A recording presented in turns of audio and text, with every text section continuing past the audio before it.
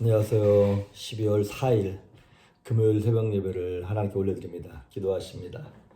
예수님 감사합니다. 오늘도 우리의 생명을 보존하시며 우리를 눈동자처럼 살피셔서 내가 물 가운데 지날지라도 물이 너를 함몰지 못하며 불 가운데 지날지라도 불이 너를 사르지 못할 것이라고 약속하시며 내가 너와 함께 할 것이다라고 또한 우리 마음과 심령 가운데 성령으로 보증을 주셨음을 인하여 감사합니다. 오늘도 하나님의 음성이 마음속에 울려지게 하시고 우리의 영혼이 감동되게 하시며 말씀을 붙들고 전쟁과 같은 이 땅 속에서 승리하며 살아갈 수 있도록 하나님 평강과 능력으로 담대케 하여 주시옵소서. 말씀 가운데 함께 하시길 소망하며 예수님의 이름으로 기도했습니다. 아멘. 우리 예찬송가 458장, 새찬송가 405장 주의 친절한 팔에 안기세 찬양하십니다. 주의 친절한 팔에 안기세 마음이 평안하리니 항상 기쁘고 복이 되겠네.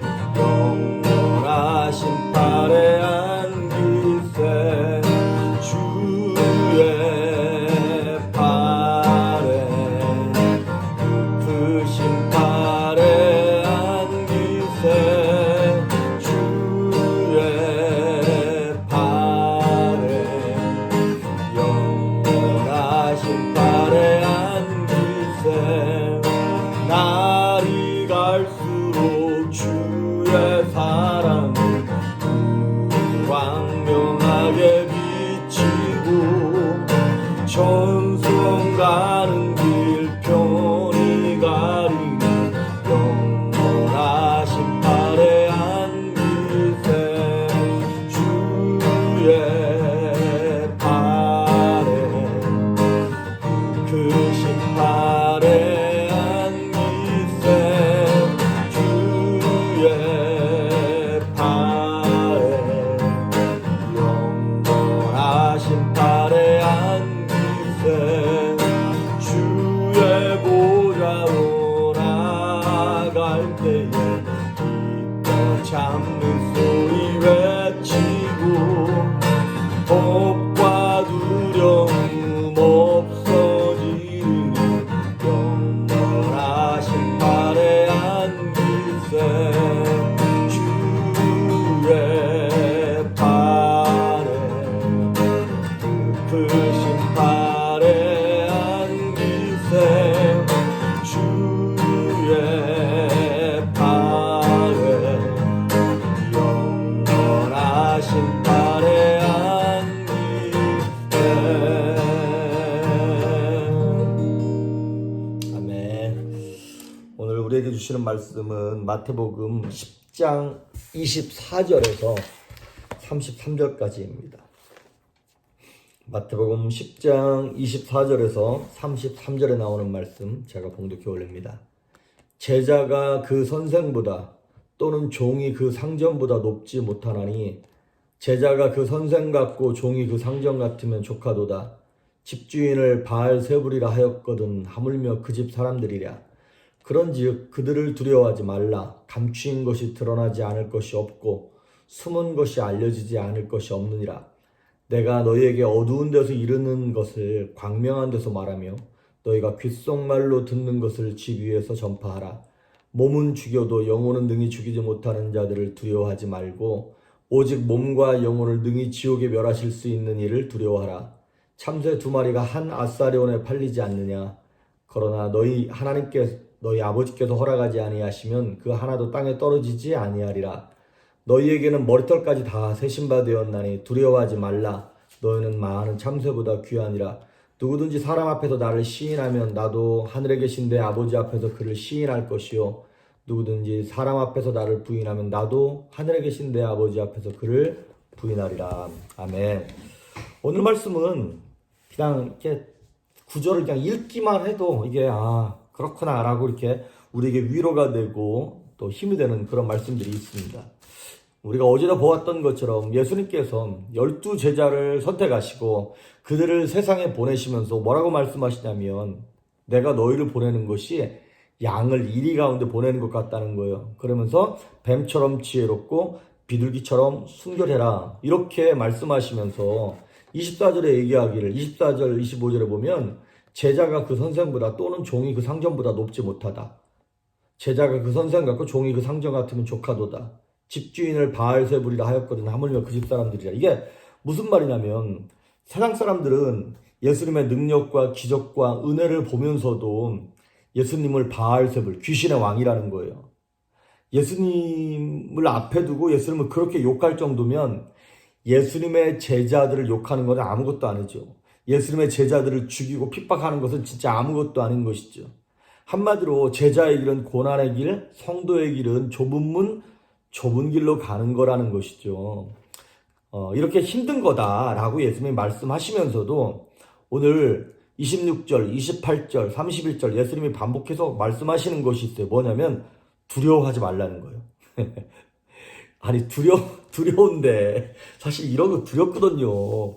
사람들에게 욕먹는 것도 두렵고 손가락질 받는 것도 싫고 두려운데 두려워하지 말라는 거예요.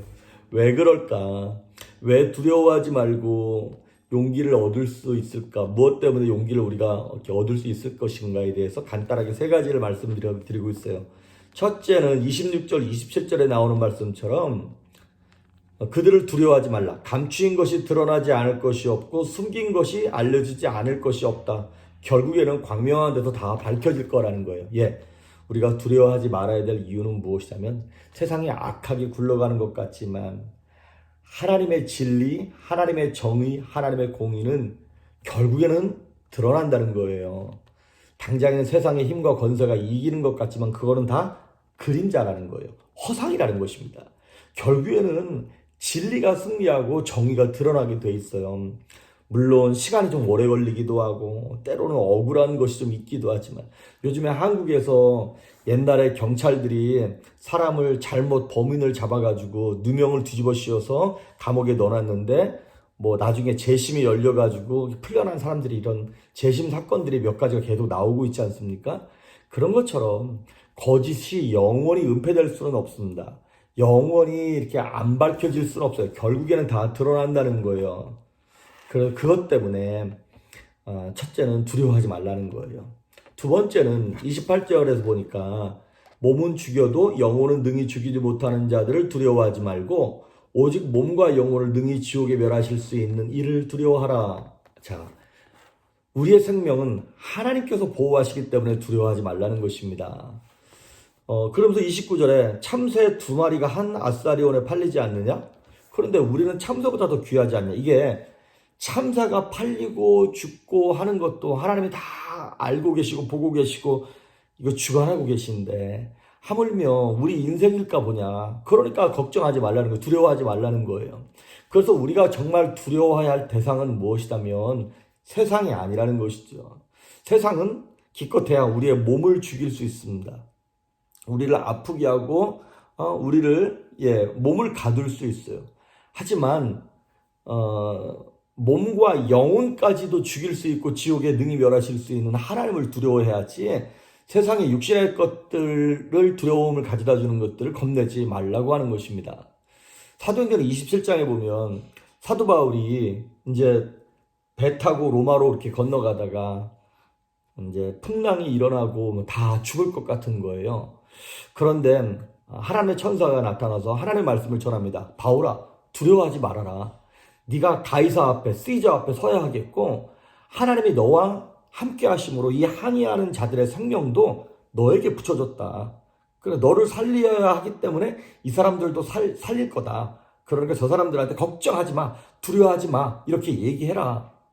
그래서 그 말을 듣고 사도 바울이 그 배에 탄 사람 군인들에게 걱정하지 마십시오. 하나님이 내게 나타나서 어제 말씀하셨습니다. 우리 안전할 거라고. 아무도 안 믿었죠. 벌써 7일 넘게 암흑 가운데 풍랑 가운데 다 죽을 거라고 생각하고 있었는데 결국에는 사도 바울의 말대로 결국에는 어느 육지에 도달하게 되고 모든 사람들이 한 사람도 생명을 잃지 아니하고 다 로마까지 가게 되는 것이죠. 우리가 두려워하지 말아야 할 두 번째 이유가 무엇이냐면 하나님께서 절대 주권을 가지고 우리를 보호하시기 때문에 그렇습니다. 두려워하지 말아야 할 세 번째 이유는 무엇이냐면 32절 33절에 보니까 누구든지 사람 앞에서 나를 시인하면 나도 하늘에 계신 내 아버지 앞에도 그를 시인할 것이요 누구든지 사람 앞에서 나를 부인하면 나도 하늘에 계신 내 아버지 앞에도 그를 부인하리라. 이게 무슨 얘기냐면 마지막 심판날 때문에 우린 두려워하지 말아야 할 이유가 있습니다. 우리 성도의 최대의 관심사는 그거잖아요. 마지막 날에 심판날에 주님께서 과연 나를 알아보실까? 내가 과연 하나님께 인정받을 수 있을 것인가? 이게 최고의 관심사인 거잖아요. 마태복음 7장에 보면 어떤 한 무리에 대하여 예수님께서 내가 너희를 도무지 알지 못한다. 이 불법을 행하는 자들아 이렇게 내게서 떠나가라 저주하신 이들이 있는가 하면 또 어떤 불의에 대해서는 이 작은 사람 하나에게 한 것이 나에게 한 거야. 내가 너희를 기억한다 라고 말씀하시는 불의도 있다는 것이죠. 그렇습니다. 우리가 비록 이 땅에서 우리의 삶의 태도와 행동과 열매를 보면 참 창피하고 부족하고 하나님 앞에 설 수 없는 것들이 많이 있죠. 하지만 우리는 무엇을 행해서 행위와 업적을 가지고 하나님 앞에 인정받은 사람들이 아니라 예수님을 나의 주, 나의 하나님으로 믿음으로 말미암아 하나님의 자녀로 입양된 사람들이에요. 우리가 업적을 통해서 하나님의 자녀로 인정받은 것이 아니라 하나님의 사랑으로 말미암아 우리의 믿음으로 인하여서 하나님의 자녀로 입양된 사람들입니다. 그렇기 때문에 우리는 마지막 심판날이 절대로 두렵지가 않아요. 부족한 게 많을지라도 우리의 신분 자체가 이미 자녀이기 때문에 우리는 확실한 승리가 보장되어 있다는 것입니다. 우리는 가끔 우리가 이 땅을 살면서 하나님 무서운지를 모르고 세상 무서운지를 모르고 막 살아요. 그런데 우리는 하나님이 얼마나 무섭고 두려운 분인지 모르지만 세상과 마귀는 하나님이 얼마나 두려운 분인가를 그놈들은 너무나 잘 알고 있어요.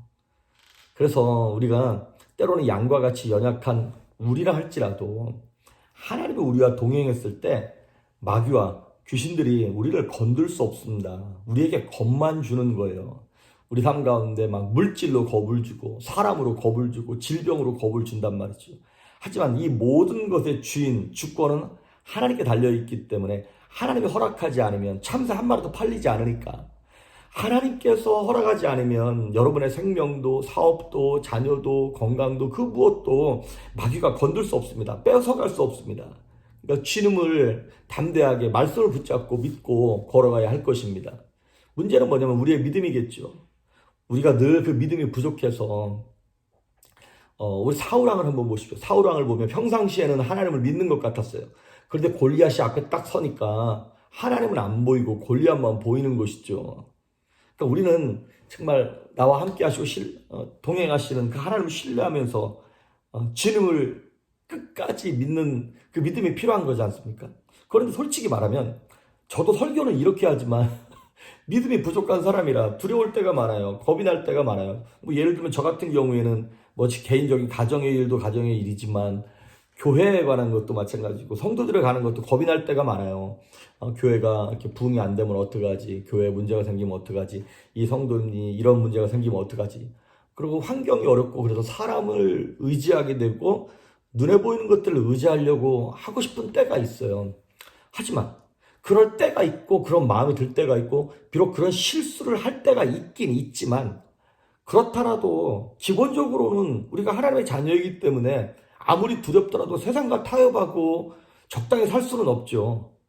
기본 답은 알고 있죠, 우리가 다. 이렇게 살면 안 된다.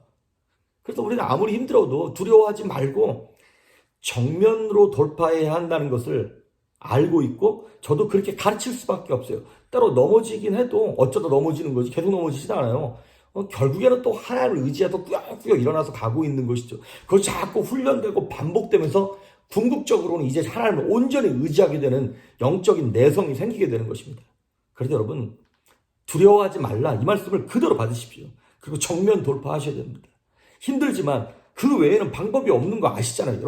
여지껏 많이 해봤고 많이 실수해봤잖아요. 그런 말이 있어요. 싸우면 7일 걸리고 도망가면 40년 걸린다고. 이스라엘 백성들이 정말 자신의 불신앙과 싸우고 막 그 유혹과 싸우면서 믿음으로 막 정면 돌파했으면 그거 애굽에서 가나안 땅까지 7일 아무리 걸려봤자 10하루길이면 가는 길이거든요. 그런데 그거 그냥 도망가는 바람에 40년 걸려서 그거 갔습니다. 여러분, 불순종하면 이스마엘이고요, 순종하면 이삭입니다. 그 순간에는 이게 옳은 것 같아도 장기적으로 보면 그렇지, 결국에는 정면 돌파해서 싸우는 수밖에 없어요. 이게 이거밖에 없어요. 그러니까 두려워하지 말라. 두려운데 하나님을 의지하고 한번 질러야 돼요. 믿음으로 그냥 담대하게 걸어가는 수밖에 없어요. 그래서 시편 27편에 보니까 여호와는 나의 빛이요 나의 구원이시니 내가 누구를 두려워하리요. 여호와는 내 생명의 능력이시니 내가 누구를 무서워하리요. 할렐루야. 시편 기자가 또 다윗이 그런 것들을 쓰면서 두려운 일이 없었겠습니까? 사울 왕이 죽이려고 그래, 자기 아들이 죽이려고 그래, 주변에도 죽이려고 그래. 근데 결론은 뭐예요? 하나님밖에 없어요. 그리고 결론, 매번 인생을 살 때마다 그 사건을 딱 마무리 짓고 날 때마다 끝에 보면 하나님이 함께 하시다 이긴 거지, 내가 뭘 해서 이긴 게 없어요. 내가 해서 이긴 것은 항상 부작용이 따랐어요. 그런데 하나님이 함께 해서 이긴 거는 부작용이 없어. 끝도 깔끔하고. 그러면 그 한 번 경험을 했으면 두 번째, 세 번째, 100번째 계속 뭘로 해야 되는 거예요? 믿음으로 정면 돌파해야 됩니다. 오늘 이 말씀을 붙잡고 우리 모두가 다 정면 돌파합시다. 두려워 말라. 그러니까 두려워하지 맙시다. 그리고 하나님을 의지합시다. 그래서 내 삶의 문제도, 가정의 문제도, 자녀도, 교회도, 삶의 모든 것도 하나님 책임져 주십시오. 마지막 심판날에 주님이 나를 인정하시고 하나님의 영광을 내가 볼 줄 믿습니다. 그 믿음을 가지고 오늘도 승리하는 여러분 될 수 있기를 주의 이름으로 축복합니다. 기도하십니다. 예수님 감사합니다. 삶이 참 두렵고 무섭습니다. 걱정되고 원망이 될 때가 많이 있습니다. 하지만 나의 믿음 없음과 불신앙을 용서하여 주시옵시고 우리에게 믿음을 더하여 주시옵소서. 그래도 주를 담대하게 믿고 소망 삼고 달려나아가 정면 돌파했을 때 하나님이 함께 하심으로 오히려 마귀가 우리를 두려워하며 세상이 우리를 두려워함으로 이 땅에서 승리하는 영광을 볼 수 있도록 은혜를 베풀어 주시옵소서. 감사드리옵고 예수님의 이름으로 기도했습니다. 아멘.